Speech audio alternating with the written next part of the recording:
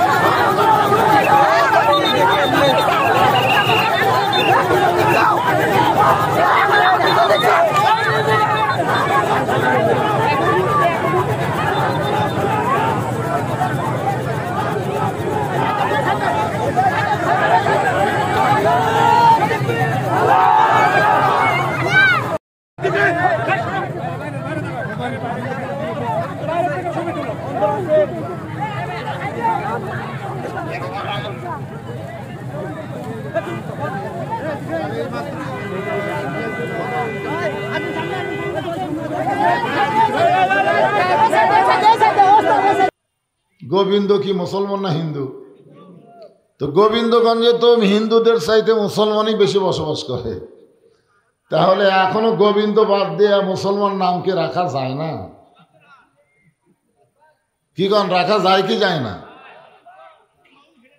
আমাদের বাংলাদেশের জমিন থেকে ভারতের আধিপত্যকে দূর করতে গেলে হিন্দু নামগুলো আগে পরিবর্তন করা লাগবে। জোরে কোন কথা ঠেঙ্গিয়ে না। গোবিন্দগঞ্জের গোবিন্দ, গোবিন্দগঞ্জের যে সমস্ত আল্লাহর বান্দারা আজকের এই জান্নাতের বাগানে বসে গেছেন, বিশ্বাস করতে হবে আমাদের ভাগ্য এত ভালো। রুহের জগতে আল্লাহ আমাদেরকে পছন্দ করেছেন। যার কারণে হিন্দু বৌদ্ধ খ্রিস্টানদের ঘরে না পাঠায় সরাসরি আমাদেরকে মুসলমানের ঘরে কবুল করেছে। খুশি না বেজার? সকলে জবান খুলে বলে আলহামদুলিল্লাহ। অনেকে মুসলমানের ঘরে জন্ম নিয়েও তো মুসলমান ভালো লাগে না। যেমন বাংলাদেশের একটা মাল বর্তমানে ভারতে গেছে, যেখান কথা ঠিক কিনা, যেখানকার মাল সেখানেই চলে গেছে। আমাদের বাংলাদেশকে ভারত বানানোর কোনো সুযোগ নেই। সময় হলে ভারতকেই মুসলমান দেশ বানানো হবে, যেখান কথা ঠিক কিনা। এই সুসংবাদ আল্লাহর নবী দিয়ে গেছেন, আল্লাহর নবী দিয়ে গেছেন। তো যে আল্লাহ দয়া করে রহম করে আমাদেরকে বিশ্ব নবীর উম্মত হিসাবে কবুল করেছেন। কোন নবী? হ্যাঁ, আছেন আমার মুক্তার, আছেন আমার বারিস্টার, শেষ বিচারের হাইকোর্টেতে তিনি আমায় করবেন পার। আমি পাপী রাসূল জাবিন্দার। আল্লাহ যখন হাকিম হয়ে আমাদেরকে আসামি বানায় বিচার শুরু করবেন, ওই সময় আমাদের নবী উকিল হয়ে ব্যারিস্টার হয়ে আল্লাহর কাছে আমাদেরকে ওকালতি করে সুপারিশ করে জান্নাতে পৌঁছায় দিবে। এমন একজন নবীর উম্মত হওয়াতে আপনারা খুশি না বেজার? তাহলে জবান খুলে বলি আলহামদুলিল্লাহ। আমরা আল্লাহর প্রশংসা করার কারণ হলো এই যে কোরআন।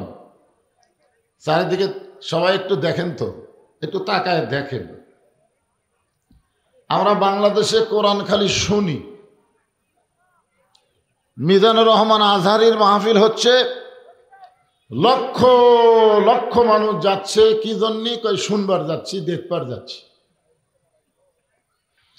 শুধু বক্তা দেখা, কোরআন শোনার জন্য আল্লাহ কোরআন দুনিয়াতে পাঠায় নাই। পাঠাইছে?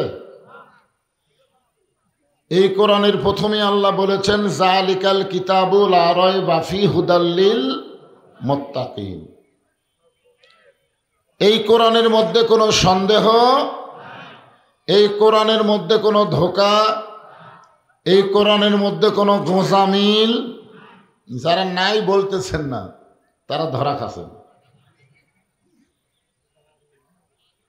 জবান দেওয়ার মালিককে।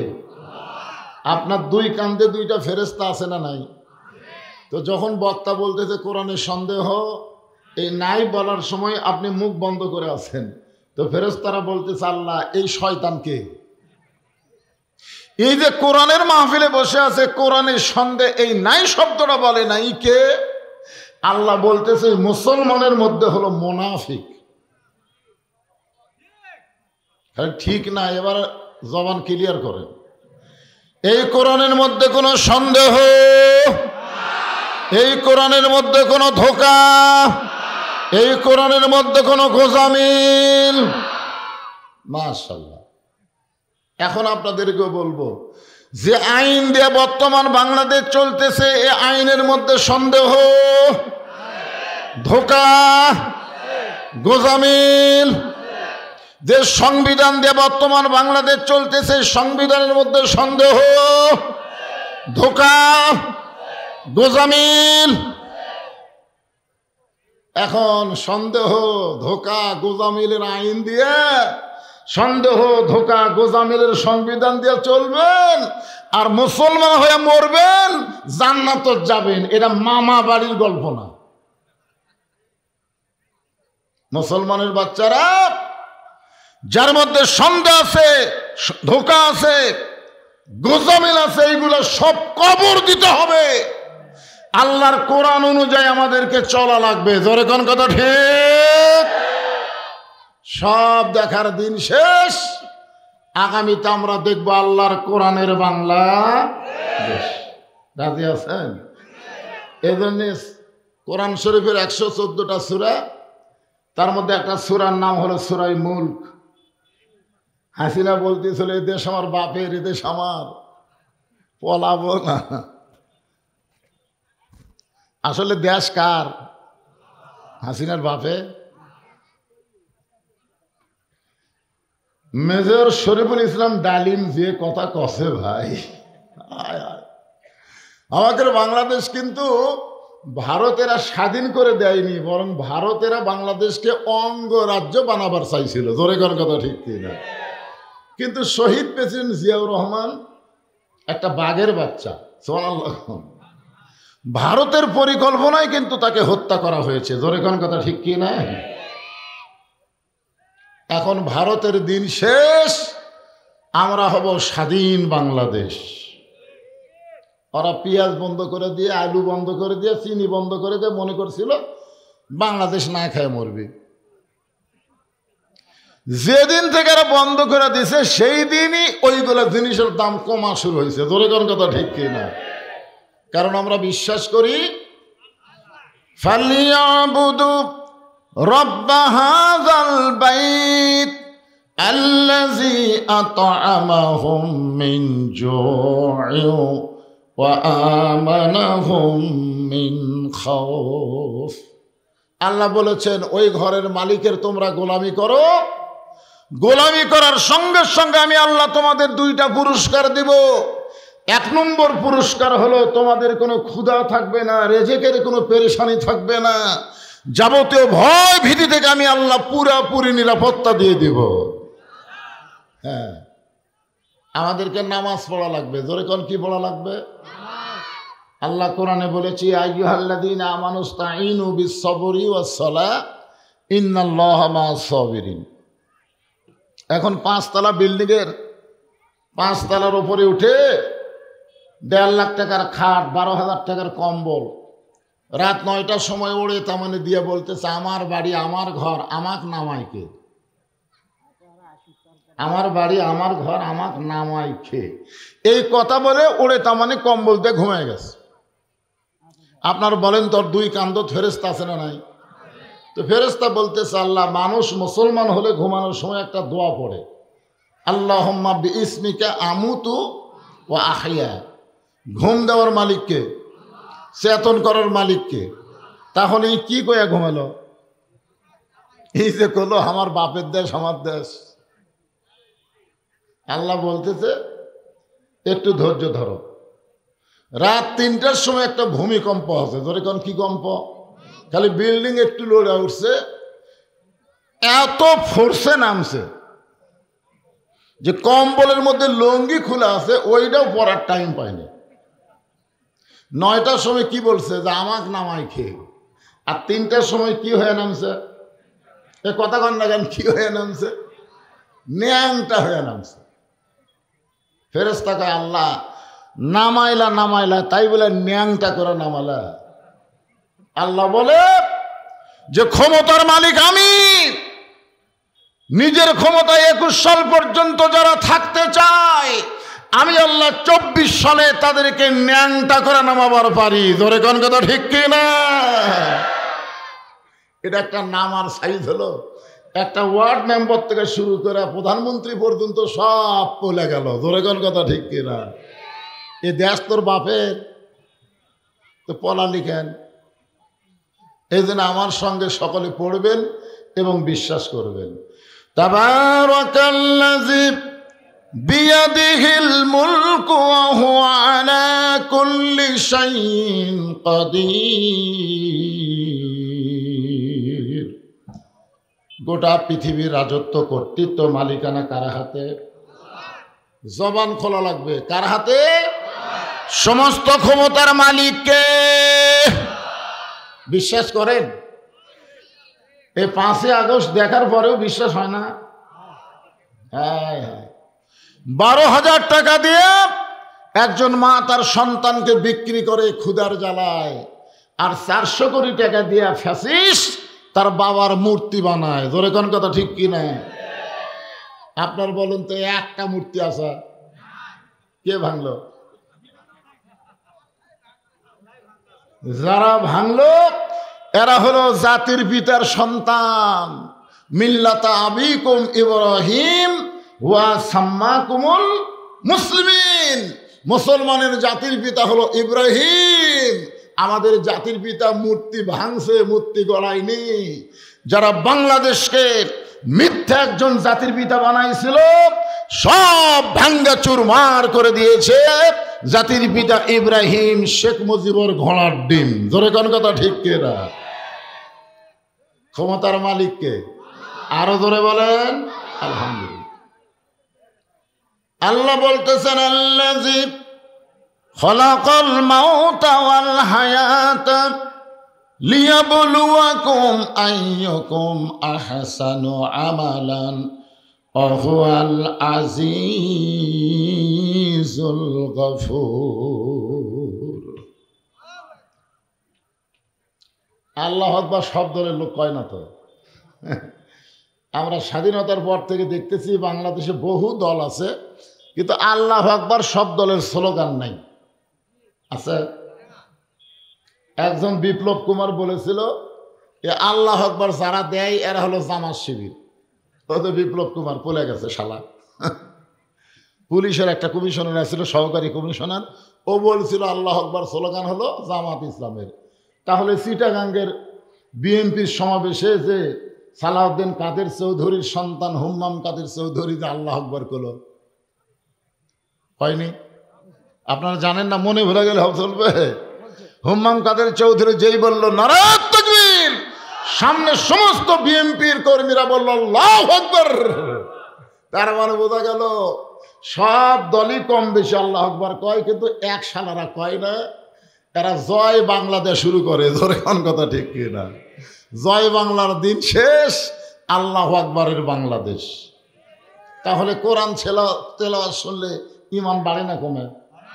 আপনার প্যান প্যান করেন কে?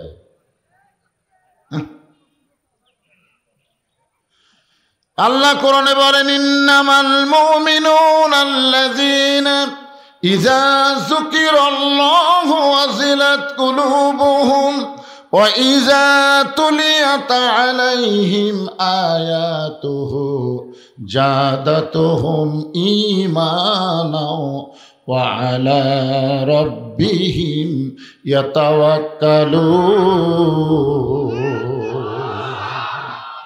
জবান খোলেন, জবান খোলেন, আর জবান বন্ধ রাখার দিন নাই। অন্যায়ের বিরুদ্ধে এখন জবান খুলতেই হবে। জোরে কোন ঠিক কিনা ভাই? আল্লাহ বলতেছেন মৃত্যু এবং হায়াতকে আমি আল্লাহ সৃষ্টি করেছি পরীক্ষা করার জন্যে। আর ওই পরীক্ষার সাবজেক্ট হলো আহসানু আমালা। পরীক্ষার বিষয়টা হলো সুন্দর আমল। আপনারা বলেন তো, বর্তমান যে পরিবেশে চলতেছে বাংলাদেশ, এই পরিবেশে সুন্দর আমল করা যাবে? যাবে না?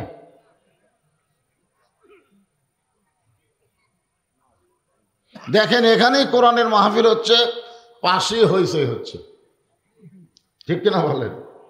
দেখবেন একদল বাপে নামাজ পড়ে, বেটা বাহিরে ঘুরতেছে, বউ নামাজ পড়ে, স্বামী পড়ে না, দাদা নামাজ পড়ে, নাতি পড়ে না। পরিবেশটা কেমন যেন একটা বিদঘুটে, ঠিক কিনা বলেন? একজন হালাল খায়, আর পাশের একজন সুদ খায়। একজন পর্দার মধ্যে থাকে, আর একজন বেপর্দা হয়ে ঘরে। জোরে কোন কথা ঠিক কিনা? আচ্ছা ঠিক আছে, অসুবিধা নেই। তাহলে এখন বলেন তো, যে আল্লাহ যে আমাদেরকে পরীক্ষা করবে সুন্দর আমলের, এই সুন্দর আমল যদি আমরা করতে চাই, তাহলে সুন্দর একটা পরিবেশের দরকার আছে না নাই?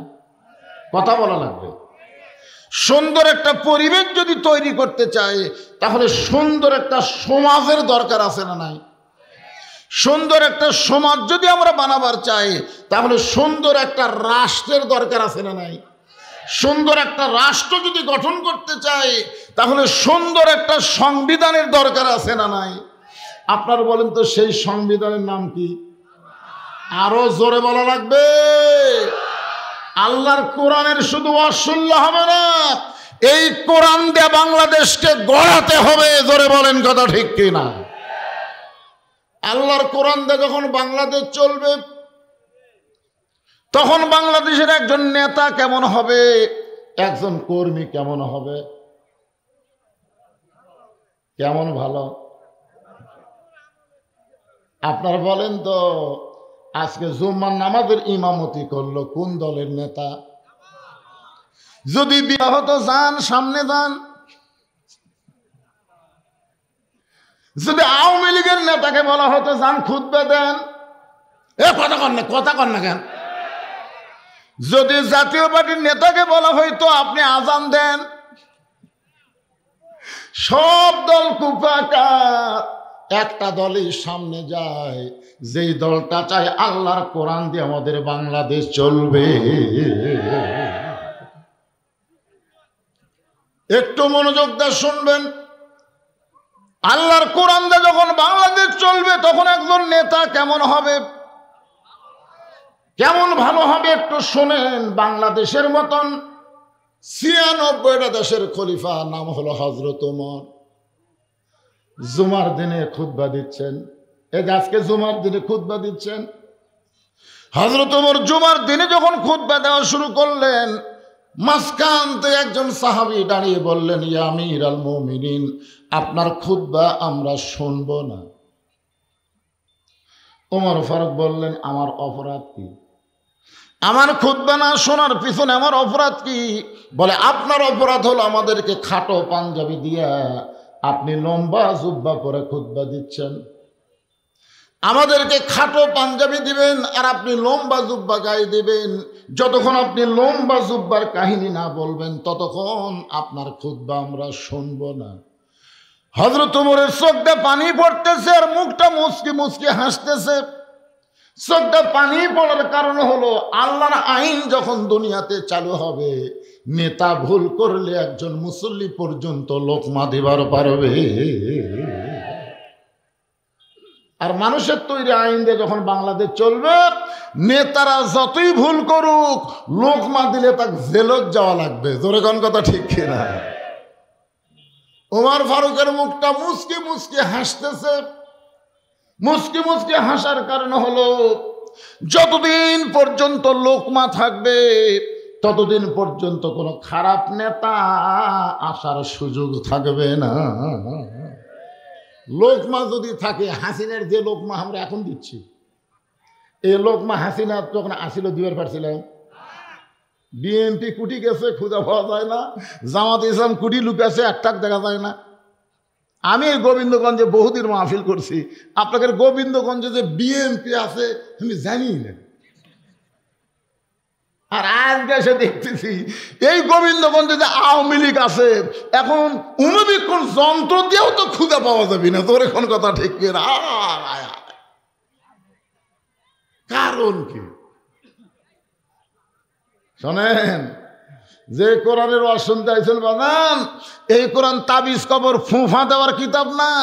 এই কোরআন হলো অনুনাজ্জিলু মিনাল কোরআনি মা হুয়া শিফাউ ওয়া রাহমাতুল লিল মুমিনিন।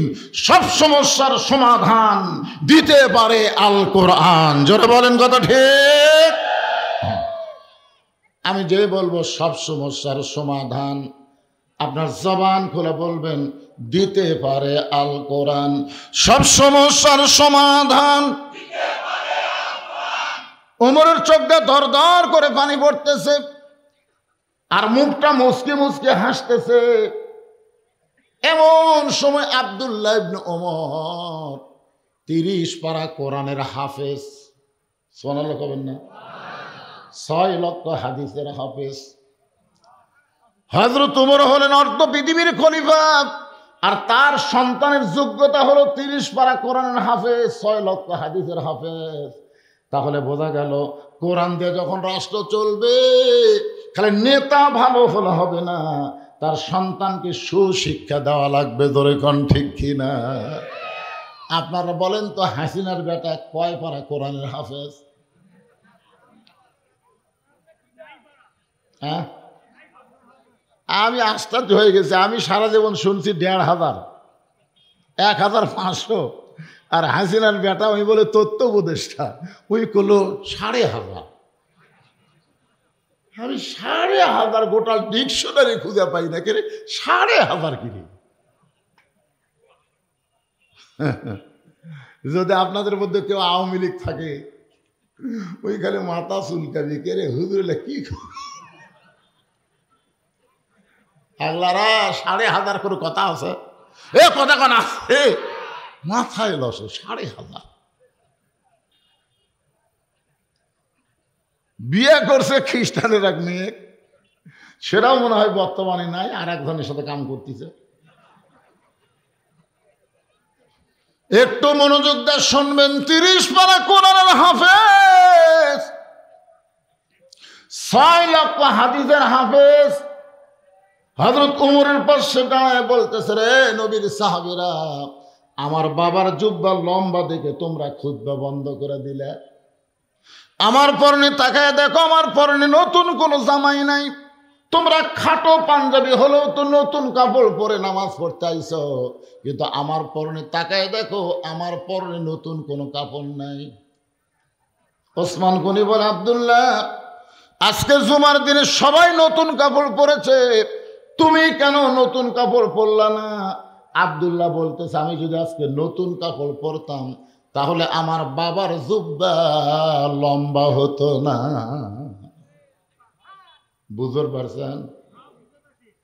আব্দুল্লাহ বলে, রে নবীর সাহাবীরা, তোমরা সবাই যখন ঘুমায় যাও, আমার বাবা তখন ঘুমায় না। একদিন গভীর রাত্রে হযরত ওমর যখন ঘর থেকে বের হবেন, বউটা স্বামীর জুব্বা ধরে বলতেছেন, ওমর ফারুকের বউ বলতেছেন, হুন্না লিবাসুল লাকুম ওয়া আনতুম লিবাসুল লাহুন্না। আল্লাহ কোরআনে বলেছে, স্বামী হলো বিবির পোশাক, বিবি হলো স্বামীর পোশাক। এই গভীর রাত্রে আপনি কোথায় যাবেন? ওমর ফারুক বলে, বিবি, যতদিন নবীর সাহাবী ছিলাম ততদিন এই আয়াতের আমল করেছি, কিন্তু যেদিন থেকে মদিনার খলিফা হয়েছি সেদিন থেকে আমার জন্য আল্লাহ তাআলা আইন করে দিল, ইন্নাল্লাহা ইয়ামুরুকুম আন তুআদ্দুল আমানাতি ইলা আহলিহা ওয়া ইযা হাকামতুম বাইনান নাস আন তাহকুমু বিল আদল। বিবিরে, ফোরাতের কুলে একটা কুকুর যদি না খায় মরে, হাসরের ময়দানে আল্লাহ ওমরকে জবাবদিহি করতে হবে। আব্দুল্লাহ বলে, রে নবীর সাহাবীরা, আমি একদিন গভীর রাত্রে ঘুম থেকে চেতন পায়ে দেখি আমার মা দরজায় দাঁড়িয়ে আছে। আমি মাকে বললাম, মা, এত রাত্রে না ঘুমায় আপনি দরজায় কেন? আমার মা বলে, বেটা রে, তুই তো জানিস না, যেদিন থেকে তোর বাবা মদিনার খলিফার দায়িত্ব পাইছে সেদিন থেকে তোর বাবা রাত্রেবেলা আর ঘুমায় না, সারা রাত মানুষের দুঃখ কষ্ট শান্তি নিজের চোখে দেখে। আল্লাহর কোরআন দিয়ে যখন রাষ্ট্র চলবে, নেতা কেমন হবে একটু মনোযোগ দিয়ে শোনেন। গভীর রাত্রে হযরত ওমর ছদ্মবেশে চোরের মতন মদিনার অলি গলি ঘুরতেছে। হঠাৎ দেখতে পাই মরুভূমির মধ্যে একটা তাঁবু টাঙ্গানো, ওই তাঁবুর মধ্যে 2টা বাচ্চা খালি মা মা বলে কাঁদতেছে। ওমর ফারুক চিন্তায় পড়ে গেলেন, সন্তানগুলো মা মা বলে কান্দে, আর মা বলতেছে, একটু ধৈর্য ধরো, একটু ধৈর্য ধরো বাবা, গোস্ত সিদ্ধ হলেই তোমাদের খাবার দিব। ওমর ফারুক চিন্তায় পড়ে গেলেন, দুম্বার গোস্ত হলে বড় জোর 8 ঘন্টা লাগবে, উটের গোস্ত হলে 1 ঘন্টার বেশি সময় লাগবে না। এত গভীর রাত হয়ে গেল, এখন পর্যন্ত গোস্ত সিদ্ধ হয় না। এইটা কেমন মা? এই মায়ের কলিজায় কি সন্তানের দয়া নাই? ওমর ফারুক আস্তে করে তাঁবুর কাছে গেলেন, ডাক দিলেন, মা, মাগো, তোমার সন্তানগুলো ক্ষুধার জ্বালায় কাঁদতেছে, এতক্ষণ পর্যন্ত তোমার গোস্ত সিদ্ধ হয় না, আর কত সন্তানকে কান্দাবা? মেয়েটা বলে, পথিক, আমার বাড়ি হলো ইয়ামিন দেশে। আমি শুনতে পাইলাম মদিনার খলিফা ওমর অত্যন্ত ভালো মানুষ। আমার 2টা এতিম বাচ্চাকে নিয়ে আমি মদিনায় আসলাম, কিন্তু বিকেল বেলায় ওমরের দরবারে গিয়ে দেখি এত মানুষের ভিড়। আমি ভিড় ঠেলে একজন নারী 2টা এতিমকে নিয়ে যাবার পারলাম না। আগামীকাল যাওয়ার নিয়তে আমার 2টা বাচ্চাকে মরুভূমির মধ্যে তাঁবু টাঙ্গাইয়া 2টা বাচ্চাকে কোলের মধ্যে নিয়ে একটু ঘুমাবার চাই, কিন্তু আমার 2টা বাচ্চার পেটে এত খিদা লাগছে, ওরা ক্ষুধার জ্বালায় বারবার যখন কাঁদতেছে, আমি তখন মা কি করব? পাতিলে পানি আর পাথর দিয়ে নিচে আগুন জ্বলায় বলতেছি, বাবা, এই গোস্ত সিদ্ধ হলেই তোমাদের খাবার দেব। কিন্তু পথিক, আমার পাতিলের পাথর সিদ্ধও হবে না, আমার বাচ্চাদেরকেও খাবার দেবার পারবো না। আমি মনে করেছিলাম শুনতে শুনতে এক সময় বাচ্চা দুইটা ঘুমায় যাবে, কিন্তু আমার দুইটা বাচ্চার পেটে এত খিদা, আমার মনে হয় আগামীকাল আমার দুইটা সন্তানকে জীবিত অবস্থায় ওমরের কাছে যাবার পারবো না। সঙ্গে সঙ্গে ওমর বললেন, মা তুমি আসল জায়গায় বিচার দিও না, মা তুমি আসল জায়গায় বিচার দিও না। আসল জায়গা হলো আল্লাহ। ধরে কোন আসল জায়গা কি? আমরা নকল জায়গায় বহু বিচার দিছি। আমরা জজ কোর্টে বিচার দিয়েছি, হাইকোর্টে বিচার দিয়েছি, সুপ্রিম কোর্টে বিচার দিয়েছি, কিন্তু আমরা ন্যায় বিচার পাইনি। কারণ প্রত্যেকটা কোর্ট কাছারি হাসিনা দখল করে নিয়েছিল। ধরে কোন কথা ঠিক কিনা? ভালো মানুষগুলো জেলখানা ঢুকাবে আর খারাপ মানুষগুলো জামিন দিবে। তখন বাংলার মুসলমান দেখলো আর ভেজাল জায়গায় বিচার চাই লাভ হবে না, আসল জায়গায় চোখের পানি নিয়ে কাঁদছে। যে কান্দার কারণে আল্লাহ তাআলা আগে ধরে না, এবার আসল ধরা হাসিনা ধরছে। ধরে কোন কথা ঠিক কিনা? ওমর ফারুক বললেন, মা আসল জায়গায় বিচার দিও না, একটু ধৈর্য ধরেই বলে এক দৌড় বাংলাদেশের মতন ৯৬টা দেশের খলিফা হযরত ওমর এক দৌড়ে এসে বাইতুল মালের দরজায় বললেন, আসলাম একটা খাবার বস্তা আমার মাথায় উঠে দে। আসলাম বলে, আমিরুল মুমিনিন, আপনি হলেন আমির, আমি হলাম চাকর, বলেন বস্তা কোথায় নিয়ে যাওয়া লাগবে, আমি কান্দে করে বস্তা নিয়ে যাব। ওমর ফারুক বলে, আসলাম রে, একজনের পাপের বোঝা আর একজন কেউ মাথায় নেয় না, দে আমার মাথায় উঠায় দে। বিশাল একটা খাবার বস্তা চাকর আসলাম ওমর ফারুকের মাথায় যখন তুলে দেয়, ওমর ফারুক বস্তা মাথায় নিয়ে যখন দৌড় শুরু করে, পিছন দিক থেকে আসলাম কান্দার বলে, আমিরুল মুমিনিন, আপনার ভিতরে আল্লাহর এত ভয়, আত্তাকুল্লাহ হাক্কা তুকাতিহি, আপনার ভিতরে আল্লাহর এত ভয়, এত বড় বস্তা নিয়ে যদি আপনি পড়ে যান কষ্ট পাবেন। ওমর ফারুক বলে, আসলাম সময় মতো যদি পুষবার না পারি, এই ওমরকে জাহান্নামের আগুনে আল্লাহ পুড়াবে। দৌড়াইতে দৌড়াইতে তাবুর পাশে গিয়ে বললেন, মা মা তাড়াতাড়ি রুটি আর হালুয়া তৈরি করো। মেয়েটা রুটি হালুয়া তৈরি করে যখন ওমর ফারুকের হাতে দেয়, ওমর ফারুক দুইটা এতিম বাচ্চাকে দুই উরাতের উপরে বসায়া রুটি ছেড়ে হালুয়া নিয়ে যখন মুখে দেয়, দুইটা বাচ্চা ফেল ফেল করে ওমরের দিকে তাকায়। ওমরের চোখ দিয়ে দর দর করে পানি পড়তেছে।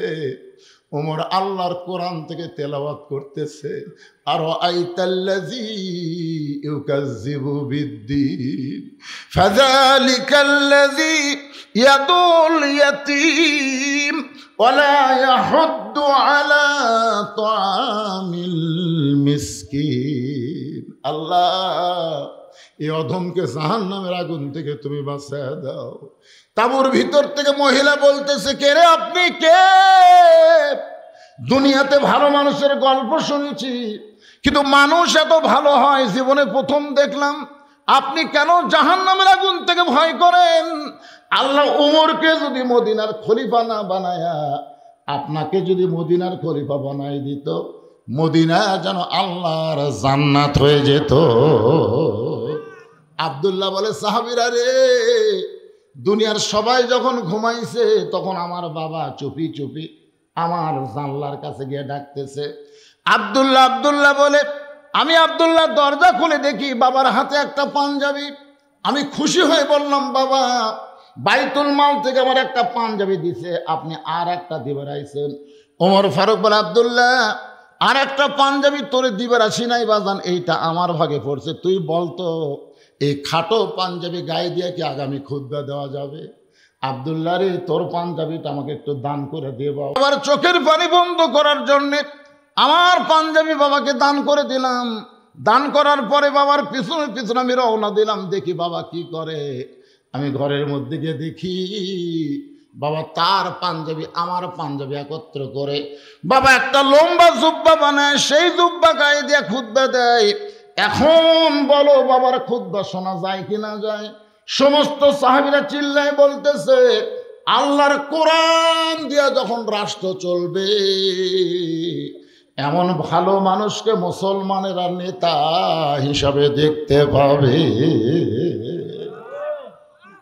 এখন আপনারা বলেন, ভালো নেতা দেখবার গেলে এই বর্তমান বাংলার আইন দেওয়া হবে না, বর্তমানের সংবিধান দেওয়া হবে না, আমার আল্লাহর কোরআন বাংলাদেশে চালু করতে হবে। কোরআন বিজয়ের আন্দোলন করা লাগবে। ধরে গান কথা ঠিক কি না?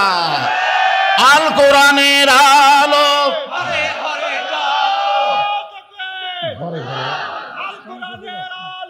সংসদে জালো, আল কোরআনের আলো, আল হাদিসের আলো, সংসদে জালো। লিল্লাহি তাকবীর, আল্লাহু আকবার। আলহামদুলিল্লাহ। এতক্ষণ আল্লাহর কোরআন দিয়ে রাষ্ট্র চললে একটা নেতা কেমন হবে এটা শুনলেন। আচ্ছা, এই কোরআন দিয়ে যখন বাংলাদেশ চলবে তখন আপনারা কেমন হবেন? ভালো না হবার চালে হওয়া লাগবে। কারণ আল্লাহ কোরআনে বলেছে, আল্লাযীনা ইম্মাক্কান্নাহুম ফিল আরদ। কোন মুসলমানকে যদি ক্ষমতার চেয়ার দেওয়া হয়, ক্ষমতার চেয়ারে বসে এক নম্বর দায়িত্ব কি? আপনারা বলেন তো, কোন দল ক্ষমতা গেলে নামাজ কায়েম করবে? এটা কোন দল? দলের নাম করা লাগবে না, এর নাম কর দরকার নাই তো।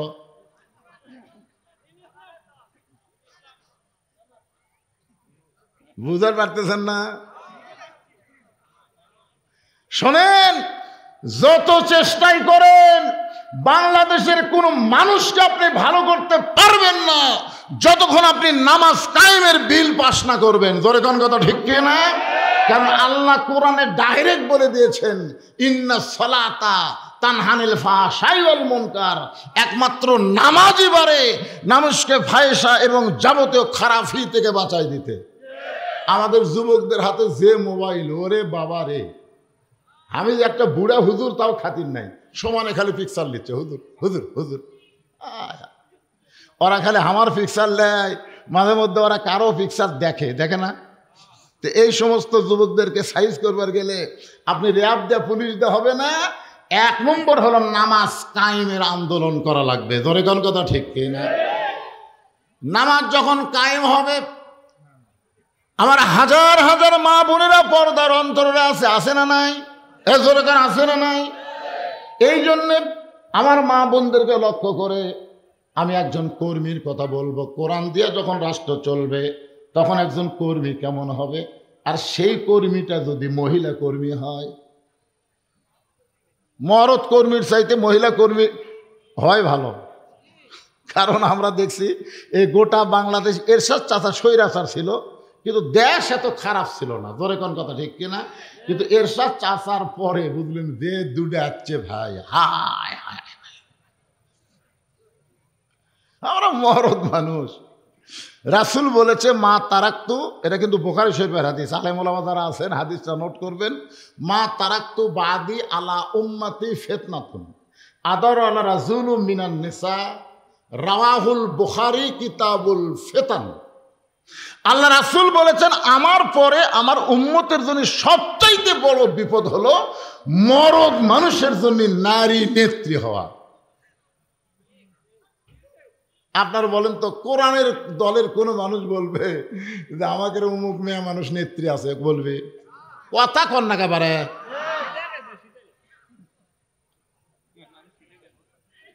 আমরা নেতা বলবো, আমার নেতা তোমার নেতা বিশ্ব নবী। আমরা কাউকে নেতা মানি না, আমরা আমির বলবো। ধরে কোন কথা ঠিক কিনা? আল্লাহ কোরআনে বলেছে, আতিউল্লাহ ওয়া আতিউর রাসূল ও উলিল আমরি মিনকুম। এখানে আল্লাহ বলেনি ও আতিউ উলিল আমরি মিনকুম, আল্লাহ বলেনি। কারণ আল্লাহ জানে আমির যদি এদিক সেদিক করে বাদ দিয়ে নতুন আর একটা করা লাগবে। ধরে কোন কথা ঠিক কিনা? কথা বলেন। হ্যাঁ, এখন আল্লাহর কোরআন দিয়ে রাষ্ট্র চললে একজন মহিলা কর্মী কেমন হবে এইটা বোঝানোর জন্য বলতেছে, আমার মায়েরা যারা পর্দার অন্তরে আছেন একটু মনোযোগ দিয়ে শুনবেন। কারণ মেয়েরা যদি ভালো না হয় তাহলে ওরা কোনোদিন নরমালে বাচ্চা নেবে না। খারাপ মেয়েরা সব বাচ্চা সিজার করা, ধরে কোন কি করা, কথা কয় না কেন?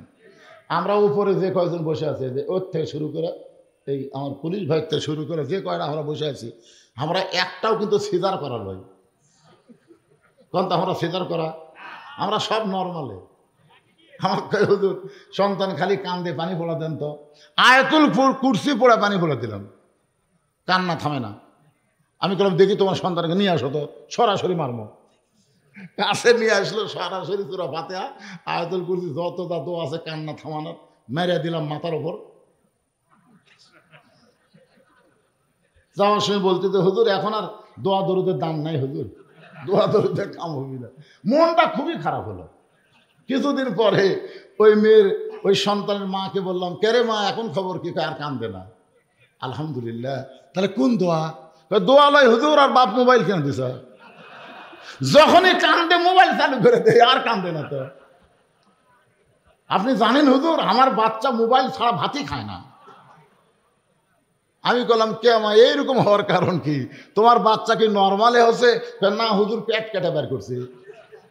তো পেট কাটা বাচ্চা যারা অস্থির হবে তারা, জোরে কোন কথা ঠিক কিনা? এই জন্য আমার একজন মা পর্দার অন্তরে যারা বসে আছেন একটু মনোযোগ দিয়ে শুনবেন। এই অর্ধ পৃথিবীর খলিফা হযরত ওমর, আল্লাহর কোরআনের একজন কর্মী, লিয়াবলুয়াকুম আইয়ুকুম আহসানু, সুন্দর আমল দেখার জন্য ছদ্মবেশে মদিনার অলি গলি ঘুরতেছেন। হঠাৎ হযরত ওমর দেখতে পায় দুই পাহাড়ের মাঝখানে একটা গিরিপথ, ওই গিরিপথের ভিতর দিয়ে একটা সুন্দরী মেয়ে ধীর গতিতে হেঁটে হেঁটে আসতেছে। একটা সুন্দরী মেয়ে, ধরে কোন কি মেয়ে? ওমর ফারুক মেয়েটার দিকে তাকায় বললেন, আলহামদুলিল্লাহ,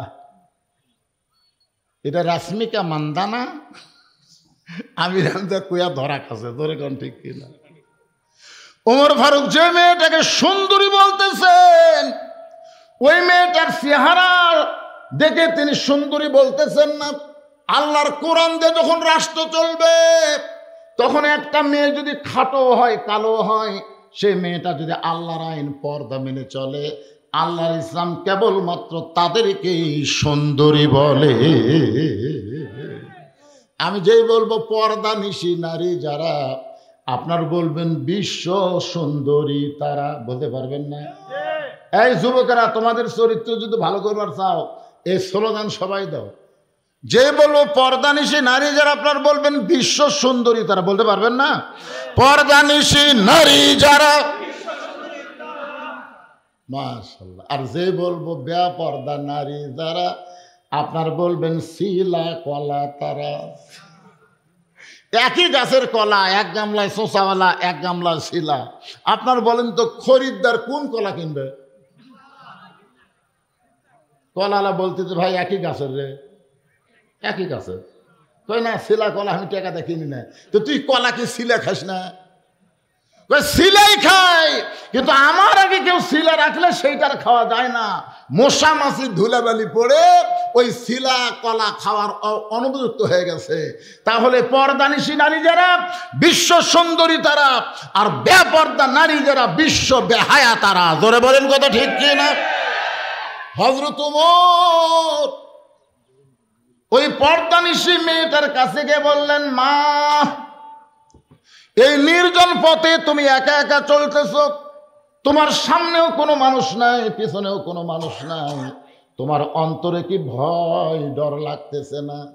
2000 টাকার জুতা যদি আমাদের কাছে থাকে, আর যদি গোবিন্দগঞ্জ মসজিদে জোহরের নামাজ পড়বার যায়, আপনারা চিন্তা করেন তো জুতার দরজাত রাখবেন না হাতত নেবেন?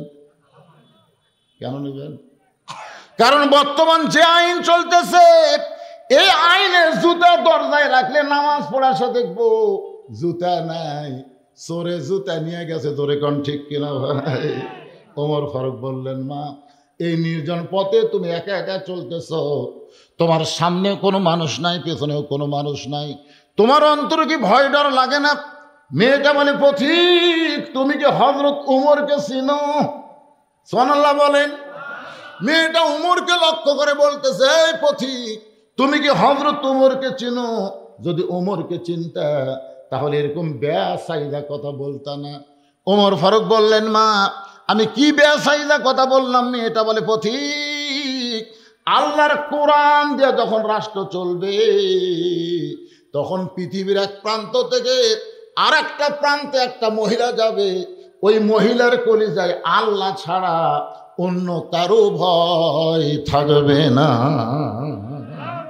সেদিন ষোড়শী নির্জন পথে যাবে, কোনো জন কটু কথা কবে না, পথে আর প্রান্তরে সম্পদের মোহে পড়ে খুন আর রাহাজানি হবে না। সবাই বলেন যদি মেনে চলি কোরআন। বলেন, সবাই বলেন, যদি মেনে চলি কোরআন আর রাসূলের বিধান, সকলেই শান্তিতে থাকবে।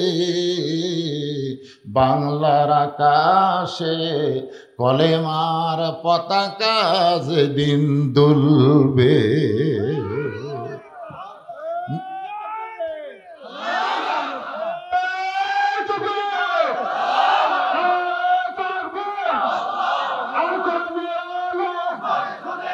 সংসদে জালো, আমরা সংসদে চাই।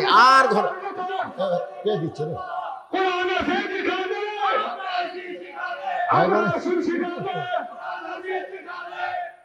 একটু একটু কম দেওয়া লাগবে, কারণ সময় কম, বোঝেন না? 4টার সময় শেষ করে লাগবে। না না, ওয়াজের কিছুই হয়নি, কেবল নেতা দেখেছি, কর্মী দেখবো, তারপরে লিয়াবলুকুম আইয়ুকুম আহসানু আমালার উপরে তাফসীর শুনবো। ঠিক কিনা বলেন? হ্যাঁ, এখন চিন্তা করে দেখেন, মেয়েটা বলে, পথিক, তুমি হযরত উমরকে চেনো? উমর যেদিন থেকে আল্লাহর কোরআন দিয়ে রাষ্ট্র চালায়, সেদিন থেকে পৃথিবীর এক প্রান্ত থেকে আর একটা প্রান্তে একটা মহিলা নির্ভয়ে যাবে, তার কলিজায় খালি একটাই ভয় থাকবে, ভয়টা কার? আর আমাদের ভয় কার? আরে, তার মানে বোঝা গেল মানুষের আইন দিয়ে চললে মুসলমানিত্ব রক্ষা করা যাবে না, ঈমানও রক্ষা করা যাবে না। একটু মনোযোগ দিয়ে শোনেন। ওমর ফারুক বললেন, মা তোমার কথাতে আমি অত্যন্ত খুশি হলাম। আল্লাহর আইন যখন চলবে তখন তার অন্তরে আল্লাহ ছাড়া কারো ভয় থাকবে না। কিন্তু তুমি যে ধীর গতিতে চলতেছো, তোমার চলা দেখে মনে হচ্ছে তুমি একজন দুঃখী নারী। আমার মনে হয় তোমার ভিতরে একটু দুঃখ কাজ করতেছে। মেয়েটা বলে, পথিক, আমি আসলে একজন দুঃখী নারী। আজকে 6 দিন হলে হযরত উমরকে আমি খুঁজে বেড়াই। আজকে কয় দিন? 6 দিন হলে হযরত উমরকে আমি খুঁজতেছি। যদি উমরকে খুঁজে পাই তাহলে আমার দুঃখের কথা তাকে একটু বলবার চাই। ওমর ফারুক বললেন, মা তুমি কি পাগলি নাকি? উমর হচ্ছে অর্ধ পৃথিবীর খলিফা। সে উমরকে যদি তুমি পাবার চাও তাহলে তুমি সংসদ ভবনে যাও, তুমি গণভবনে যাও, তুমি রাষ্ট্রীয় ভবনে যাও। ওই সকল ভবনে না গিয়ে তুমি 2 পাহাড়ের মাঝখানে খুঁজতেছো। উমর কি গরু ছাগল নাকি যে 2 পাহাড়ের মাঝখানে তুমি উমরকে খুঁজতেছো? মেয়েটা বলে, পথিক, তুমি জানো না আল্লাহর কোরআন দিয়ে যেদিন রাষ্ট্র চলবে সেদিন নেতা খোঁজা লাগবে না, নেতারাই দুঃখী মানুষকে খুঁজে বেড়াবে। আল্লাহর কোরআন দিয়ে যেদিন বাংলাদেশ চলবে একটা নেতা আপনাকে খোঁজা লাগবে না। ভোটের আগে নেতা যেমন খোঁজে, ভোটের পরে আরো বেশি খুঁজবে। কথা কন না কেন? এখনকার নেতারা 5 বছর পর পর, হাসিনার সময় সেটাও ছিল না, কারণ হাসিনার সময় তো ভোটই লাগেনি। ভোট লাগছে? এখানে অনেক যুবক আছে 10 বছর আগে ভোটার হচ্ছে, এখন পর্যন্ত ভোট দেবার পারেনি। আমাকে একজন কয়, হুজুর আমার জীবনে মনে হয় আর ভোট হবি না, কারণ 41 পর্যন্ত হাসিনা থাকলে তো ভোট আমি দেওয়ার আগে হয়ে যাবে। একজন লোক একলা ইনকে 10টা মুড়ি নিয়ে গেলে সিল মারতেছে। তোমার 2 কান্দের ফেরেশতা বলতেছে, আল্লাহ ই যে একলাই 10টা সিল মারলো, এর বাপ কয়টা? আল্লাহ কয়, এর তো কি মনে করতেছেন? এক বাপের বেটা একটা ভোট দিবি, তুই একলাই যে 10টা দিল। আল্লাহ বাম কান্দের ফেরেশতাক বলতেছে তুই লেখা থো যাউরে, লেখা থো যাউরে, কারণ 2 কান্দের ফেরেশতা আছে। তো ডান কান্দের ফেরেশতা লিখবে বৈধ সন্তান, আর বাম কান্দের লিখবে জাউরা সন্তান। যে একলাই একের বেশি ভোট দিছে ই হলো জাউরা সন্তান। কথা কন না কেন রে, কথা কন না কেন? একলাই কয়না দিবে? ভোটের উপরে মানুষের অভক্তি হয়ে গেছে। ধরে কোন কথা কন না কেন? একটু মনোযোগ দিয়ে শুনবেন। মেয়েটা বলে পথিক, আল্লাহর কোরআন দিয়ে যখন রাষ্ট্র চলবে তখন নেতা খোঁজা লাগবে না, নেতারাই দুঃখী মানুষকে খুঁজে বেড়াবে। এই আল্লাহর কোরআন দিয়ে যখন বাংলাদেশ চলবে তখন গরিব মানুষ ধনীর বাড়িতে যাওয়া লাগবে না, বরং ধনীরাই গরিবের বাড়িতে বাড়িতে যাবে। একটা গরিবের ঠেকা নাই, একটা গরিবেরও ঠেকা নাই, গরিবের কোনো হিসাবও নেই। আল্লাহ বলে ধনীও ভালো গরিবও ভালো, একসঙ্গে জান্নাতে রাস্তা নিল। ওই ধনী ভালোর চাইতে গরিব ভালো। 500 বছর আগে জান্নাতে যাবে, 500 বছর আগে। আল্লাহ রাসূল বলছে, আল্লাহ আমি গরিব থাকতে চাই, হাসরের ময়দানে আমি গরিব উম্মতের মধ্যে দাঁড়াবার চাই। এখনকার নেতারাও বলে গরিবের বন্ধু, আয় আয়, সগলি গরিব বাড়ে। কিন্তু আল্লাহর কোরআন যেদিন চালু হবে বুঝলেন, একটা গরিবও ধনীর বাড়ি যাবে না। ধনীরা টাকার ব্যাগ নিয়ে আসে গরিবের দরজার দাঁড়া, বলি ভাই আমার শতকরা 2.5 টাকা তোর, আমাকে যে আল্লাহ 100 টাকা দিছে এর মধ্যে 2.5 টাকা তোর ভাই রে। আমার এবারে 1 কোটি টাকা আছে, 1 কোটি টাকার 2.5 লাখ টাকা জাকাত আছে। এই 2.5 লাখ তুই না নেওয়া পর্যন্ত আল্লাহ আমাকে জান্নাত দিবি না। টাকাটা লে ভাই। যেই বলছে জাকাত, সাথে সাথে গরিব দরজা বন্ধ করছে। ধনী লোক বলছে কে ভাই দরজা, এই জাকাত মানে তোর টাকার ময়লা, আমি নেব না, খেয়ে থাকবো রে। আমার এক দাদা ছিল, ইফতারের সময় বহু লোক দাওয়াত দেয়, মুরব্বী হোসেন আমাদের না খায় রোজা থাকা ইফতার করে তোকে সব দেবো না কেন। আমি একদিন দাদারে বুঝাইলাম, দাদা পরের বাড়িতে ইফতার করলে আপনার সবের কিছুই কমতি হবি না, বরং জান। না না, তুই 2 দিনকার মৌলবি হয়ে আমার খুঁতেও শিখাচ্ছিস নাকি? জীবনে কেউ আমার দাদাকে ইফতারি করাবার পারেনি।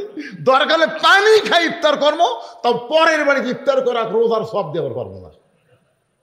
এই বাংলাদেশে কতগুলো লোক আছে এরা না খায় থাকবে, কিন্তু জাকাতের টাকা নিবার চাবে না। জোরে কোন কথা ঠিক কিনা? যার বাড়িতে যাই তাই দরজা বন্ধ করে দেয়। 1 ব্যাগ টাকা নিয়ে 7 দিন ধরে ধনী ঘুরতেছে, গরিব দরজা খোলে না। ধনী কান্দের বলে, আল্লাহ আমাকে ধনী না করে যদি গরিব করতে তাহলেই আমার শান্তি হতো। আমি ধনী হয়ে কি বিপদে পড়লাম আল্লাহ। 7টা দিন হলে 1 ব্যাগ টাকা নিয়ে ঘুরতেছি, এখনো পর্যন্ত কোনো গরিব দরজা খুললো না। মনের দুঃখে ধনী কানতে কানতে মরুভূমির মধ্যে যায়। মরুভূমির মধ্যে গিয়ে দেখে গাছের ছায়ায় একজন বস্তা মাথার দিয়ে ঘুম পাড়তেছে। বেগালা মনে করছে গরিব পাশি, খুশি হয়ে সালাম দেয়, আসসালামু আলাইকুম। বস্তাওয়ালা মাথা তুলে কয় আলহামদুলিল্লাহ। বেগলা বলে ভাই সালাম দিলাম, ওয়ালাইকুম সালাম না বলে আলহামদুলিল্লাহ বলার কারণ কি? বলে 1 বস্তা টাকা লিয়া 15 দিন ঘুরতেছি, আমি গরিব পাইনি ভাই, তো গরিব দেখে আল্লাহর শুকরিয়া আদায় করতেছি। বলে আমি ঘুরি 7 দিন, তুমি ঘুরো 15 দিন, তাহলে গরিব গেল কোন জায়গায়? আল্লাহ ডাকতে বলে, রে মুসলমানেরা, সুদ ভিত্তিক অর্থনীতিকে দাফন করে যাকাত ভিত্তিক অর্থনীতি কোরআন দিয়ে যখন চালু করবা, ওই দেশের জন্য আল্লাহ তাআলা অভাবের দরজা বন্ধ করে দিয়া বরকতের দরজা খুলে দিবে। তাহলে আল্লাহর কোরআন দিয়ে যখন রাষ্ট্র চলবে তখন নেতা খোঁজা লাগবে না, বরং নেতারাই দুঃখী মানুষকে খুঁজে বেড়াবে। মেয়েটা বলে পথিক, আমি 6 দিন হলে উমরকে খুঁজতেছি, আমি আর 1 দিন খুঁজবো। আর মাত্র কয় দিন? 1 দিন খুঁজে যদি উমরকে না পায় তাহলে আসল জায়গা আমি বিচার দেব। এইরকম লোকদের দেখাচ্ছে আসল জায়গা, বোঝেন? সঙ্গে সঙ্গে হযরত ওমর কান্দের বলে, মা ওই জায়গায় বিচার দিও না মা, তুমি যে ওমরকে 6 দিন হলে খুঁজতেছো, আমি হলাম সেই ওমর। মেয়েটা হেজাবের ভিতর থেকে বলে, আমির আল মুমিনিন, আপনি যদি সেই উমর হন তাহলে চোরের মতন একা একা ঘুরতেছেন, আপনার কি কোনো চামচা নেই? জোরে কোন কি নেই? আওয়ামী লীগ ক্ষমতাত গেছিল, ক্ষমতা যাওয়ার পরে ওর কে তার চামচা হয়েছিল ভাই। বিএনপি তো এখনো ক্ষমতা যায়নি, তাই যত চামচা ঘুরতেছে। ধরে কোন কথা ঠিক কিনা? আমাদের কাহালুতে আওয়ামী লীগের যা আসিল বুঝলেন, এখন তো অনুবীক্ষণ যন্ত্র দিয়েও আর আওয়ামী লীগ খুঁজে পাওয়া যাচ্ছে না। ওদের ব্যবসা প্রতিষ্ঠান, বাড়ি ঘর, পুকুর পুষ্কুনি আর এক দল দখল করে বসে আছে। কেরে আগে ধাবের এটা ছিল এক দলের, 5ই আগস্টের পরে ওরা পল আছে আর এক দল। আপনারা বলেন তো, বাংলাদেশের কোন ইসলামী দল কারু ব্যবসা, কারু পুষ্করি, কারু দোকান, কারু বাড়িতে আগুন দিয়েছে, দখল করেছে? এ কথা বলেন, করেছে? তাহলে আজহারি বলছে এক দল খাইয়া গেছে আর এক দল খাবি। এই কথা শুনে ওরে বাবা রে। আপনারা বলেন তো, ঘরের তলে কে রে? মা আমি কলা খাইনি। কে রে পাগলা, কলা খাওয়ার কথা সেটি?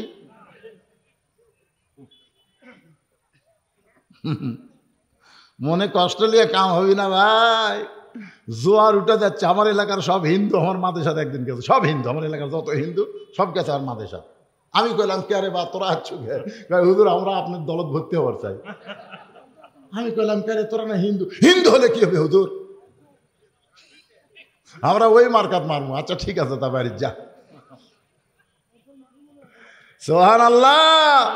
জনগণ এখনই বুঝবার পারতেছে। কথা বলেন ঠিক কিনা? কথা বলেন, একটু মনোযোগ দিয়ে কথাগুলো শুনবেন। ওমর ফারুক চোখের পানি বের করে বলতেছে, মা কি দুঃখ তোমার মনে? আজকে 6 দিন হলে তুমি আমাকে খুঁজতেছো, অবশ্যই তোমার ভিতরে দুঃখ আছে। এই দুঃখটা কি মা, তুমি একটু আমারে বলো। মেয়েটা বলতেছে, আমির আল মুমিনিন, আমার জীবনের সবচাইতে বড় দুঃখ হলো আমি 6 বছর বয়সে ঈমান গ্রহণ করছি। 6 বছর বয়সে ঈমান গ্রহণ করেছি। শুধু ঈমান গ্রহণ করার অপরাধে আমাকে 12 বছর জালেমের জেলখানায় বন্দি জীবন কাটাতে হয়েছে। একটু খেয়াল করবেন। এ বাবা, এই খেয়াল করা শোনা লাগবে রে। আমি 6 বছর বয়সে ঈমানের কলেমা পড়েছি তা কিন্তু না। মেয়েটা বলতেছে গ্রহণ করেছি। আল্লাহর নবী বললেন, ঈমান গ্রহণ করতে গেলে 3টা বিষয় তোমাকে খেয়াল করা লাগবে। 1 নম্বর বিষয় হলো ইকরার বিল লিসান, 2 নম্বর বিষয় হলো তাসদিক বিল জিনান, 3 নম্বর বিষয় হলো আমল বিল আরকান। এরই নাম হলো ঈমান। উকিল এসে রাত 9:30টায় মীর কাসেম আলীকে বলতেছে, মীর কাসেম আলী নাম শুনছেন? যে রাত 9:30টায় এসে বলতেছে, স্যার আপনার তো 12টার ফাঁসি হবে আজকেই। তো মীর কাসেম আলী মুসকি মুসকি হাসে আর কয়, এখনো 2.5 ঘন্টা। এখনো কত ঘন্টা? উকিলকে বলতেছে, ভাই 2.5 ঘন্টা তখন টাইম আছে, আমি 2 ঘন্টা একটু ঘুম পারবো। উকিল কয়, মাথা ঠিক আছে, 12টার সময় তার ফাঁসি হবি, তাই বলে 2 ঘন্টা ঘুম পারবি। উকিল মনে করছে ফাঁসির কথা মনে করে পাগলা হয়ে গেছে। উকিল মন খারাপ করে বের হয়ে গেছে। 2 ঘন্টা পর ঘরের মধ্যে ঢুকে দেখে, সেলের মধ্যে ঢুকে দেখে লাখ ডাকে,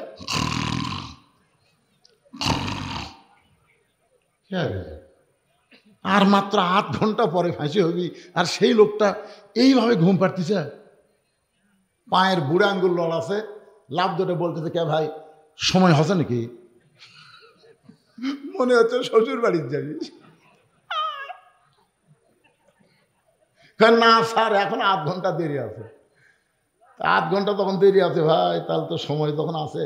অজু করে আসে 2 রাকাত নামাজ পড়ে, কোরআনের 2টা সূরা পড়ে, যে কটা পাঞ্জাবি ছিল এর মধ্যে যেটা সবচেয়ে ভালো, ওগুলো বলতেছে দেখো তো এই কোটার মধ্যে কোনটা ভালো। তবে স্যার এটাই তো নতুন নতুন লাগে। ওটা পরে আতর সুরমা দিয়া করছে, ভাই চলো যাই।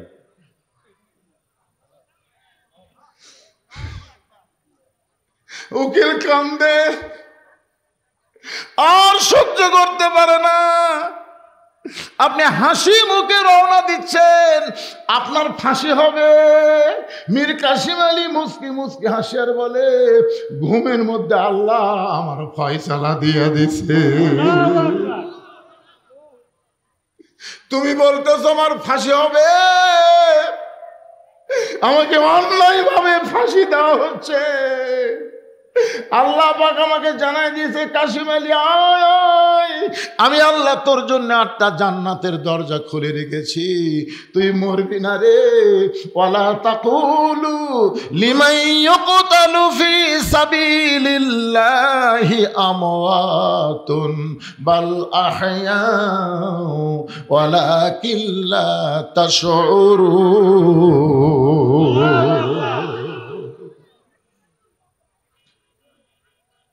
বাজান একটু মনোযোগ দিয়ে কথাগুলো শুনবেন। মেয়েটা বলতেছে 6 বছর বয়সে ঈমান গ্রহণ করছি, ঈমানের কলেমা পড়লে তার কোনো অসুবিধা নাই, কিন্তু ঈমানকে গ্রহণ করলে তার উপর বিপদ হবে। কারণ ঈমান গ্রহণ করার সুরত হলো 3টা। ধরে বলেন কয়টা? এর মধ্যে একটা বাদ দিলে ঈমান গ্রহণ হবে না।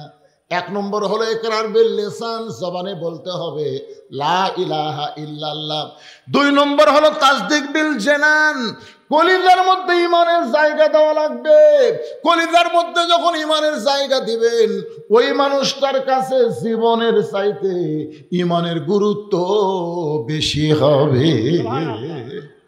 এই ছেলেবেলে, অনেক যুবক ছেলে বসে আছো তোমরা কোরআনের মাহফিলে, আজকে তোমরা বলো তো, তোমাদের কাছে জীবনের দাম বেশি না ঈমানের দাম বেশি? তোমরা বলো তো, ঈমান বাঁচান ফরজ না জীবন বাঁচান ফরজ? সবাই বলা লাগবে। 2-1 জীবন বাঁচান ফরজ। জীবন বাঁচান ফরজ। আপনি যতই চেষ্টা করেন, যত ভালো ভালো ডাক্তার আর যতই বেঙ্গালুর আর যতই মাদ্রাজ, ভারতে থাইল্যান্ড যান আর ইংল্যান্ডে যান, আপনি যেখানেই যান, আপনি আপনার জীবন বাঁচাবার পারবেন না। পারবেন? কিন্তু আপনি একটু চেষ্টা করে আজকের ওয়াজ শোনার পরে, আইয়ুকুম আহসানু আমালা, এই আয়াতের ব্যাখ্যা শোনার পরে আপনি যদি একটু চেষ্টা করেন, আপনার ঈমানকে আপনি বাঁচাবার পারবেন। সুবহানাল্লাহ। এখন আপনার বলেন তো, যেটা আমরা বাঁচাবার পারবো না সেটার চেষ্টা করব, না যেটা বাঁচাবার পারবো তার চেষ্টা করব? কথা বলা লাগবে। আমরা ঈমানকে বাঁচাবার পারবো, তাহলে ঈমান বাঁচানোর জন্য দরকার হলে বাতিলের বিরুদ্ধে লড়াই করে বাংলার জমিনে আল্লাহর কোরআনকে কারা কারা বিজয় করতে চান, 2 হাত তুলে আমার আল্লাহকে দেখা।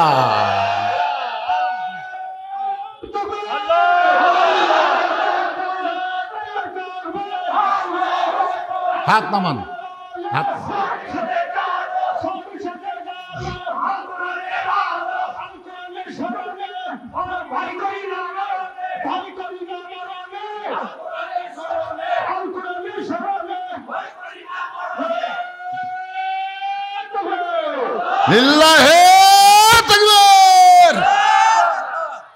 আমল বিল আরকান, তাসদিক বিল জিনানের পরে ঈমানের সর্বশেষ কথা হলো আমল বিল আরকান। এটা আমলের মাধ্যমে প্রকাশ করা লাগবে। আপনারা বলেন তো, ঈমানকে রক্ষা করতে গেলে যত আমল আছে, 1 নম্বর আমলের নাম কি? হ্যাঁ, এই ছেলেরা, এখনই যদি বলা হয় ইয়ং জেনারেশন যারা, তোমরা কারা কারা ফজরের নামাজ পড়ছে, একটা হাতে উঠবি না। না না, হাত তুলবার বলতেছে না। লা সলাতা লা ঈমানা, যার নামাজ নাই তার কোনো ঈমান নাই। আমি এইরকম ওয়াজ যদি আরো 8 ঘন্টা করি, আপনাদের সমস্যা আছে? আপনারা তো ভালোই মনে হয় শুনবার পাচ্ছেন, কিন্তু এই মাহফিল কমিটি আমাকে বলছে, হুজুর মসজিদের জন্য আপনি একটুখানি ব্যাগ ছেড়ে দিবেন, ব্যাগ। এই ব্যাগের আদায় হয়ে গেলে আপনি টানা যতক্ষণ পারেন করেন, কিন্তু শেষে যদি আপনি একবার ব্যাগ দেন, তাহলে এরা উঠে ওই বান্দরের মতন দৌড় মারবি, এত দৌড় মারবি আলের সাথে বাজে ন্যাচ খোঁজা পড়বি। মানে এরা ওয়াজ শুনবে কিন্তু টাকা দেন, আপনি 10 টাকা দেন, 20 টাকা দেন আল্লাহর ঘরের জন্য। ব্যাগ যদি আপনাদের কাছে যায়, ওই পিছনের লোকেরা আপনাদের কাছে যদি ব্যাগ যায়, কারা কারা 1 টাকাও দিবেন না? হাত তোলেন তো দেখি। কারা কারা দিবেন? 10 পারেন, 20 পারেন, 50 পারেন দিবেন, তারা একটা হাত তোলেন তো দেখি। সবাই তো হাত তুলছে রে, এ টাকার না বস্তা হবে বারে। এই ব্যাগ আলা না কুটি রে, এই ব্যাগ আলা কুটি। 100 ব্যাগ দেওয়া আছে, 100 ব্যাগ। খালি দেখবেন ব্যাগগুলো আপনাদের সাইজ ব্যাগ না কারু ব্যাগ। এখনই তো হ্যাঁ আমল বিল আর কানের উপর ওয়াজ হচ্ছে। ব্যাগের মধ্যে টাকা দেওয়াই মানে আহসান আমালা, সুন্দর আমল, আখিরাতকে বিশ্বাস করা। জোরে কোন কথা ঠিক কিনা? যারা টাকা দান করে তারা কি দুনিয়াত পাওয়ার চায়? আখিরাত। আখিরাতের বিশ্বাস করে 10, 20, 50, 100, 500 যাই যা পারেন। ওই যে ব্যাগলা নামছে, আমার মায়েদের মধ্যে আদায় হবে। কোন তালা? তলার নামে আটা তলার একজন মা অসুস্থ, দোয়া চায় 200 টাকা দান করেছে। আল্লাহ আমার মাকে পুরাপুরি সুস্থতা দান করেন। জোরে বলে আল্লাহুম্মা আমিন। এইরকম যদি কেউ মনে করেন হুজুর আমরা ব্যাগের মধ্যে 500, 1000 দেব না, আমরা ট্রেজে দিব, তাহলে আপনি এক সাইড দিয়ে এসে দিতে পারেন। চেয়ারত যারা বসে আছেন 500, 1000, 2000 এরকম যদি কেউ দেন, এখানে অতিথি আছে, বিশেষ অতিথি আছে, অনেকে আছেন, তারা হয়তো 2000, 4000, 5000 দিবে। তারা ওই ব্যাগের মধ্যে তারা না দিয়ে তারা ট্রেজে এসে 5 মিনিটের মধ্যে আদায় কমপ্লিট। তারপর আমার আবার টানা ওয়াজ করা লাগবে, বুঝলেন না? হ্যাঁ দেন দেন, কে দিবেন? তো দিবেন মাশাআল্লাহ। ও আমার একই গ্রামের আমরা ভয়রা ভাই, একই গ্রামে আমাদের বিয়ে হয়েছে। আমার ওই গামলা গ্রামের মোখলেসরের জামাই আমার ভাইজান ভয়রা ভাই 500 টাকা দান করেছে আল্লাহর ঘর মসজিদের উন্নয়ন কল্পে। আল্লাহ দানকে কবুল করেন, আল্লাহুম্মা আমিন। আর একজন আল্লাহর বান্দা 500 টাকা দান করলো, আল্লাহ কবুল করেন। আর একজন 100 দান করছে, আল্লাহ কবুল করেন। এ চাই আমার ভাইজান এতক্ষণ ধরে আমার পিছনে খাড়া হয়ে আছে, ভাই কাছে চেয়ার বন্ধু দেয় না। আচ্ছা ঠিক আছে, আল্লাহ কবুল করেন। ভাইজানের বাড়ি আমার সেই কুড়িগ্রাম নাগেশ্বরী। আমার ভাই এখানে আছে, যাবতীয় বিপদ আপদ থেকে আল্লাহ তাকে হেফাজত করেন। জোরে কোন আমিন। কেরে ওটা বসা শুরু হলো কেরে? এই টাকা দেওয়ার সময় যদি অজাতা উঠেন, আপনি ফেল মারে গেলেন তো। মিন শাররিল ওয়াসওয়াসিল খান্নাস, আপনার উপরে খান্নাস বিজয় হলো। খান্নাস হ্যাঁ, উঠবেন কেন? আপনারা তো বসার জায়গা পাচ্ছেন। এই যে ভাইয়ের আমার 1.5 ঘন্টা হলে খাড়া হয়ে আছে, দেখছেন? এখন পর্যন্ত তারা রাস্তা ছাড়েনি, জায়গায় ছাড়েনি।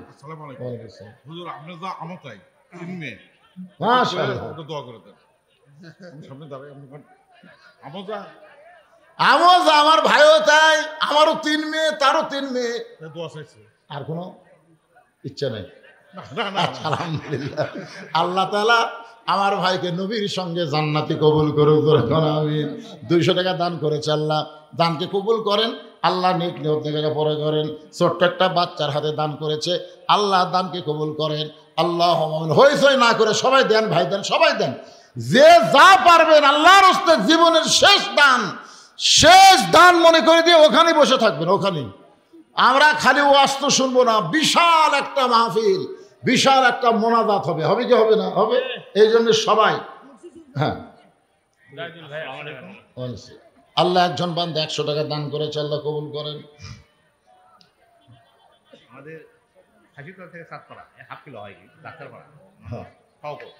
শওকত ফাঁসিতলার চাঁদপাড়া থেকে, ডাক্তারপাড়া থেকে আমার ভাই 500 টাকা দান করেছে, আল্লাহ তার দানকে কবুল করেন। আল্লাহ নেক নিয়ত নেক আশা পরাক, আল্লাহুম্মা আমিন। সভাপতি চেয়ারম্যান সাহেব দিছে নাকি? আপনারা আগেই দিয়েছেন, তাহলে আগেই কাম করে সারছে। আচ্ছা ঠিক আছে, মাশাআল্লাহ। জামাত ইসলামের ইউনিয়ন সভাপতি যিনি আজকে ইমামতি করলেন, আমার ভাই কোরআনকে ভালোবাসে, কোরআনের জন্য 3000 টাকা। জোরে বলেন মারহাবা।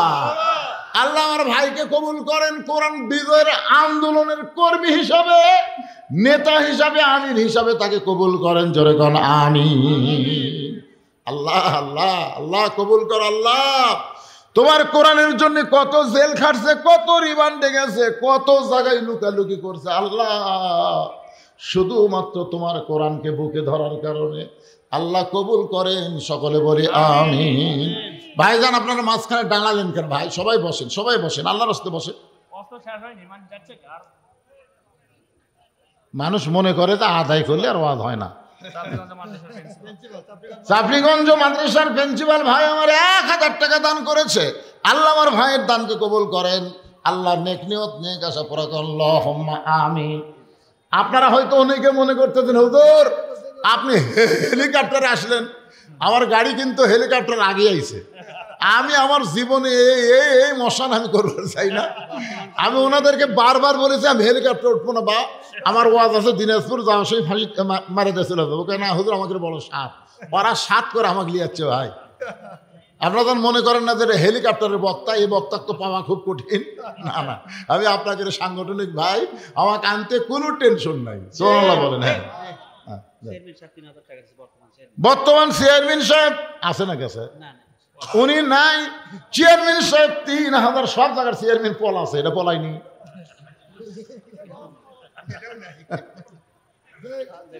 আল্লাহ চেয়ারম্যান সাহেব 3000 টাকা দান করেছে। আল্লাহ তার দানকে কবুল করেন। আল্লাহ নেক নিয়ত নেক আশা পুরা। আল্লাহুম্মা আমিন। আমার মায়েদের মধ্যে আপনারা কি ব্যাগ দিচ্ছেন? মায়েদের মধ্যে হ্যাঁ, আর ছেলেরা যেগুলো আদায় করছে সব ব্যাগলা ট্রেজর চলে আসো বাবা, সব ব্যাগলা চলে আসো। ব্যাগ কিন্তু গুনতে আছে, সাইড মারার কোনো উপায় নাই। হ্যাঁ, একটু জিকির করেন লা ইলাহা ইল্লাল্লাহ, লা ইলাহা ইল্লাল্লাহ, লা ইলাহা, লা ইলাহা ইল্লাল্লাহু মুহাম্মাদুর রাসূলুল্লাহ সাল্লাল্লাহু আলাইহি সাল্লাম। আগামী 11ই ফেব্রুয়ারি, বুঝলেন, 11ই ফেব্রুয়ারি রাতের বেলা কি টুলি, মোগল টুলি আমার মাহফিল আছে। কলজা ভরে ওয়াজ হবে। রাতের বেলা ওয়াজ বুঝতেছেন না? দিনের বেলা ওয়াজ চিন্তা করতে করতে আসরের চিন্তা কর লাগে। অনেকে আবার কবি হুজুর চারিদিকে আজান হয়, নামাজ হচ্ছে, আবার ওয়াজ মারতেছেন। ওয়াজ আগে না নামাজ আগে? এই জন্যে 11ই ফেব্রুয়ারি আল্লাহ যদি হায়াতে বাঁচায় রাখে, মোগল টুলি কদ্দূর হয় এখানে? ইসালে সব তবারকও আছে মাশাআল্লাহ।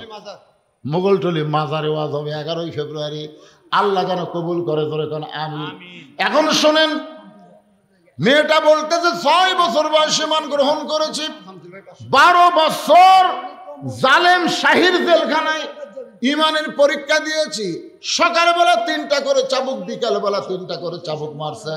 আমার দেহের এমন কোনো জায়গা নাই যে জায়গায় চাবুকের আঘাত লাগে নাই। ইয়া আমিরুল মুমিনিন, আপনি যখন রোম পারস্য দখল করেছেন, এই জায়গায় আমি ওয়াজটা রাইখা দিয়ে আমি আপনাদেরকে নিয়ে গেলাম তাসদিক বিল জানানের পরে আমল বিল আরকান। আমল বিল আরকানের যত আমল ইমান রক্ষা করার জন্য 1 নম্বর হলো নামাজ। রাসূল বলেছে লা সালাতা লা ঈমানা, যার নামাজ নাই তার ঈমান নাই।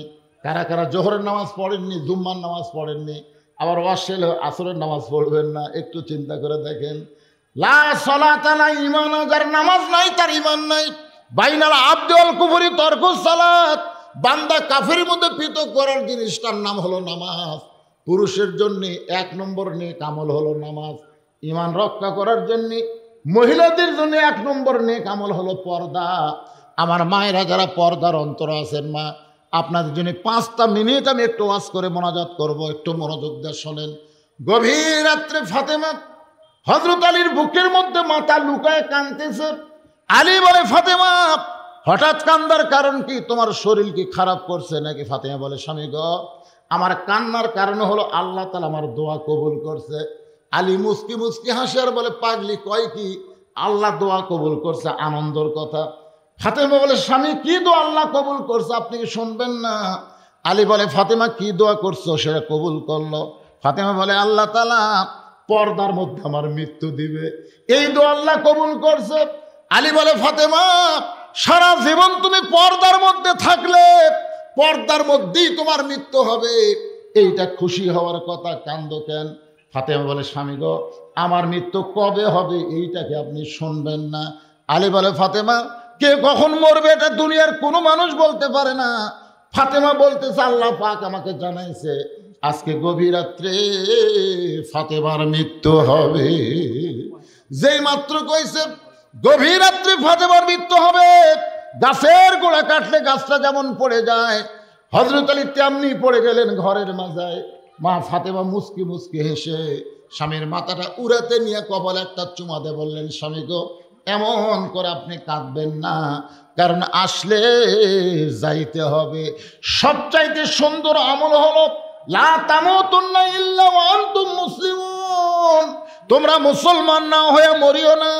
মুসলমান হয়ে যদি আমরা মরতে চাই তাহলে মানুষের আইনের উপরে মরলে হবে না, মানুষের সংবিধানের উপরে মরলে হবে না, আমার আল্লাহর কোরআনের আইনের উপরে মৃত্যুবরণ করা লাগবে। ধরে কোন ঠিক কি না? এক নম্বর আইন হলো মেয়েদের জন্য করোনা ফি বুয়ুতিকুন্না ওয়ালা তাবাররুজনা তাবাররুজাল জাহিলিয়াতিল উলা। আজকে আমি বহু মেয়েকে দেখলাম আপনাদের এলাকায় এসে, পুরুষের মধ্য দিয়ে তারা হেঁটে যাচ্ছে, পুরুষ আসতেছে মেয়েরা যাচ্ছে। এটা কিন্তু পর্দা না, এটার নাম কিন্তু পর্দা না। পর্দাটা কেমন একটু খেয়াল করে, একটা মহিলা মারা গেলে তাকে 5টা কাপড় দেওয়া লাগে। শুধু 5টা কাপড় দেওয়া লাগে না, যে খাটনিতে মহিলার লাশ থাকে ওই খাটনিটাও কিন্তু চাদর দিয়ে ঢাকা লাগে। ধরে কোন কথা ঠিক কিনা?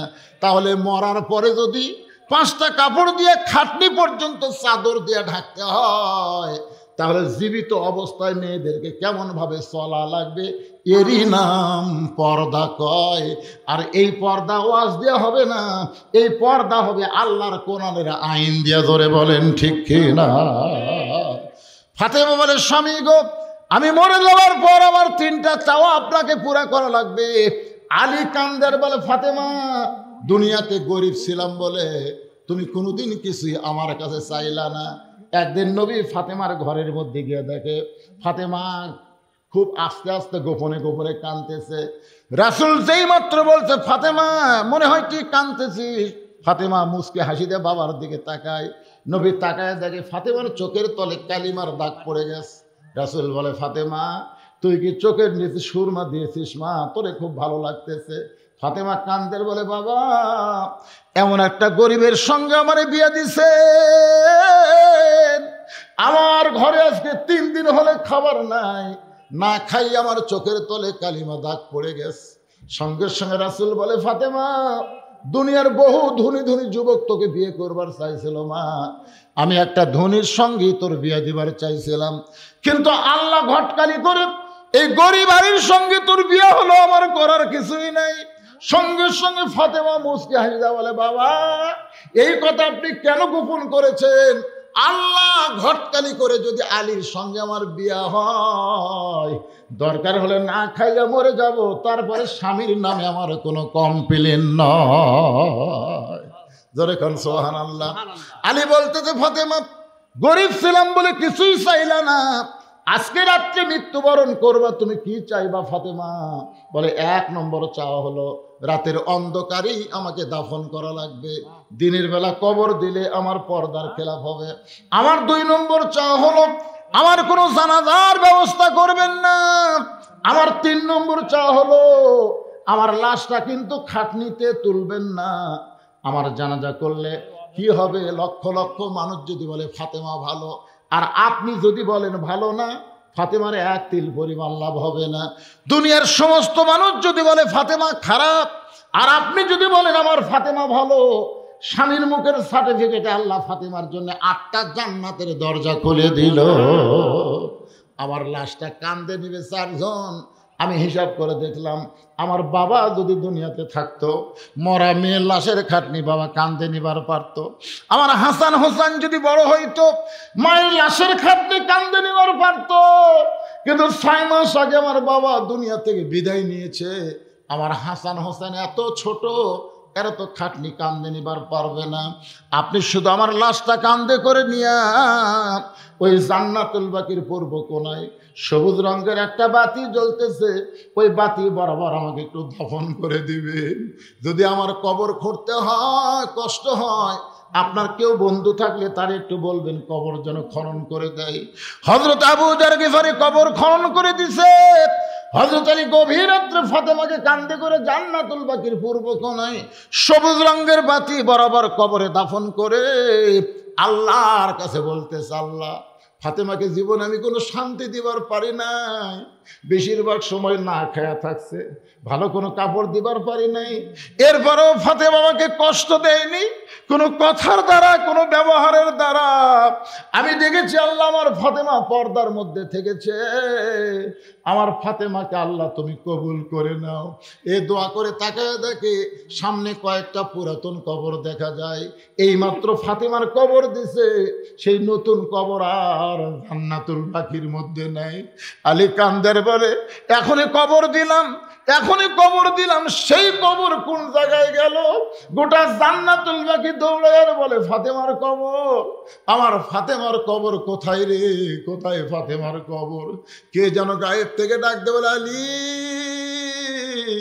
তোমার ফাতেমা পর্দানিশি, আমি আল্লাহ জহুরা ডিগ্রি দিয়া ফাতেমার কবরটাকে কিয়ামত পর্যন্ত পর্দা করে দিয়েছি। আমার মায়েরা যারা পর্দার অঞ্চলে বাস শুনতেছেন, মা সবসময় পর্দার গুরুত্ব দিবেন। পর্দা যদি না থাকে আপনাদের একটা আমল আল্লাহ কবুল করবে না। আর বেপর্দা নারীর পেট থেকে যে সন্তান আসবে, এই সন্তান ইসলামী আন্দোলনের কর্মী কোনোদিনও হবে না। ধরে কোন কথা ঠিক কিনা? বেপর্দা নারীর পেটের সন্তান কোরআনের সৈনিক হবে না। আমরা আগামীতে আমাদের সন্তানগুলো যদি আল্লাহর কোরআন বিজয়ের সৈনিক হতে করতে চাই, তাহলে আমরা একটা ভালো মায়ের দরকার। ধরে কোন ঠিক কিনা ভাই? একটা নেপোলিয়ন বলেছে, ভালো একটা সন্তান যদি চাও, ভালো একটা মায়ের দরকার। আর মুসলমানের ভালো মা হচ্ছে পর্দা নিশি। ধরে বলেন কি নিশি? পর্দা নিশি। অনেক আগে আজান হয়েছে, আজানের পরে ওয়াজ করা ঠিক না। তারপর আমি কিছু সময় আপনাদের কথাবার্তা বললাম। আল্লাহ যদি চায় আগামীতে রাতে এসে আপনাদের পাশের মাহফিলে প্রাণ ভরে ওয়াজ করবো ইনশাআল্লাহ। আল্লাহ আজকের মাহফিলকে কবুল করুক। এই টাকাগুলো দিয়েছে, অনেক টাকা। হ্যাঁ, এনারা দোয়া চাইছেন, ঠিক আছে। আসাদুল ইনশাল্লাহ 30 ব্যাগ সিমেন্ট দিবে। আব্দুল আজিজ বাবু 20 ব্যাগ সিমেন্ট।